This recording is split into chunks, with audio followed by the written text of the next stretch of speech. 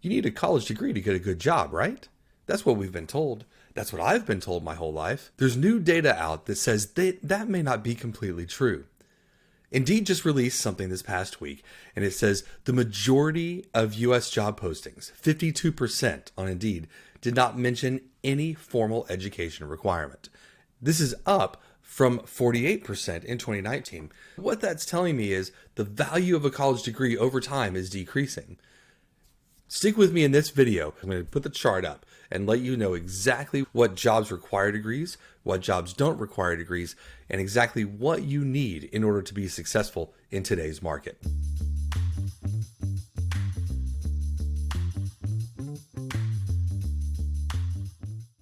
The chart I have up right now is from Indeed, and it shows the trend from U.S. job postings that require at least a bachelor's degree. What it shows us is that has been decreasing since 2018, and it's now down below 18%. And we expect that trend to continue. So here's some more information that tells us the type of education required. So no education mentioned at all, 48.4%, that went up to 52%. So 52% requires no education at all. A high school diploma is down to 26%, so that's becoming less valuable. Crazy to me. And a bachelor's degree is down 2.6%. So there's a decrease in the number of jobs that require a degree. Now, this also changes by sector. So if you look at the sectors where some sort of degree is required, they're in places where you would expect them to be. So any of the hard sciences, the mathematical careers, think about industrial engineering, mathematics, civil engineering, electrical engineering, even project management. Those things require a degree. Certainly your medical fields require a degree. So if you want to be a doctor, you've got to go to medical school and you've got to get licensed to be a doctor. But those things start to decrease. In marketing, for example, it's less than 50%. In IT, operations, help desk, legal, media communications, architecture, less than 50%. Therapists, it's less than 50% are listing requirements in here. Here's what I'll tell you. As a recruiter, I've been a recruiter for 25 years. And as a recruiter, I don't read education first.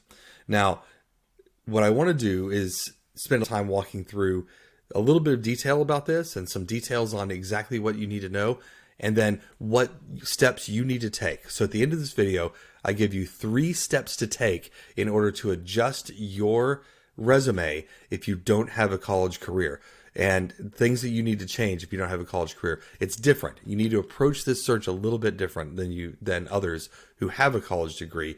And a lot of these videos that I see out here are focused on people who have college degrees. So I want to change the way that you're doing this in order to increase your chances to find a job. Those tips will be right at the very end of this video. Right now, I want to talk to you about a little bit of the reality that I experience as a recruiter, and that's this. I don't look at education at all. I spend 0% of my time looking at education. Here's why. Typically, if it mentions education, it says or equivalent experience. And I'm far more interested in the experience. I personally have a master's degree. So I have a bachelor's degree in communications. The only time I've ever used that is now, like in the last 6 months that I started doing YouTube. But I have a bachelor's degree in communications, and I have a master's degree. I have an MBA from the University of Texas at Dallas. And I do use my MBA. It's helped me a lot. It's helped me to accelerate my career. I've been able to do the math behind this in my career. So I actually completed my MBA after I was in the working world. And I decided to take it for a spin. I said, I'm going to take this degree for a spin, see what it earns me. And it earned me, at the time I was making $80,000, and that next job was over $120,000. So I got a 50% pay raise when I changed jobs. And the only real thing that changed, well, certainly moving jobs, you always get a bump when you move jobs, about 20%. But with that new degree, I was commanding 50% increase in jobs. So that is valuable. And I believe master's degrees really, really do help you. I think a bachelor's degree is helpful in a couple of different ways. If I have a handful of candidates and they're all relatively equal on paper, they look pretty similar as far as experience goes. If someone has a college degree, I will lean towards the candidate that has the college degree versus the candidate that doesn't have the college degree, because that is one thing that sort of puts them over the top. Now, I'm looking at this and I'm saying college degree or equivalent experience. That equivalent experience is fine. That's fine. And I don't mind hiring someone with that. But if I have two to compare, the person with the college degree wins. That doesn't mean that you always need a college degree. Here's what it means. Your chances of getting a job increase with a college degree. So we still have that 17.8% of positions that require a college degree. And if you don't have one, you don't get to compete for those at all. Also, when you're compared with the person who has a college degree and you don't have a college degree, the person with the college degree is more heavily weighted. They would win in a direct comparison of the two individuals, just on paper. That's all. That's it. We're told that we can't be considered, though. And I think you can. What I think a college degree does is it increases your chances. I don't think it's like a 50% increase. I think it's like a 25% increase in chance that you'll get a job. And that's a lot in some cases. In a tough market like ours right now, that is a lot. But in other markets, that's not too big of a deal. When the market's booming, you can find a great job and you just hold on to that job and you'll be just fine. So here's what you do. Here are the three things that I think you need to do if you don't have a college degree. The very first thing, take your resume and where at the very top in the section that says education, take that section out. You might have your high school diploma in there, and I would delete it. Delete that thing. You have two choices, really. You delete the education section completely, or you can add certifications and affiliations, any other sorts of honors that you have. I would switch education to be that piece, and I would put it at the bottom. In fact, I think everybody should have experience at the top and education at the bottom, because I don't care very much about education. Again, education is a secondary, tertiary decision-making factor. Here's the one exception to that. The one exception is your first job, your early career jobs, the jobs where you don't have experience. In those cases, education is incredibly important. And that's the starting point. Here's what education buys you in that situation.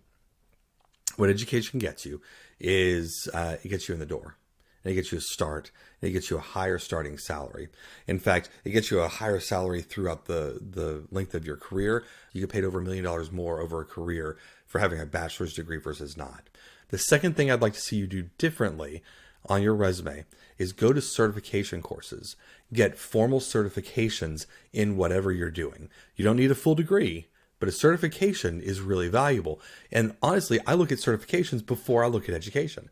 So if someone has a technical certification, that's more valuable than in today's world than the actual degree is. So my MBA is in project management. I know that's weird. There's only a few programs in the world that do it. It happens that my school did. The main reason I took it was because it also prepared me for a PMP, a project management professional certification. So I did both things. That PMP, I think, has added a great deal of value to my career as well. So project management professional versus having a master's degree, that PMP has been very, very valuable for me as well. So go do that. Go get a certification. So first, take that education section, drop it to the bottom, switch it out to be honors and certifications, something like that. Anything else that you've done, I would move. Second, if you don't have any certifications, go get one. It's a very inexpensive way to level yourself up. You're not talking 4 years. You might talk, $200, $300, $400, $500 to go through a course and ultimately complete a certification. That's completely worth it.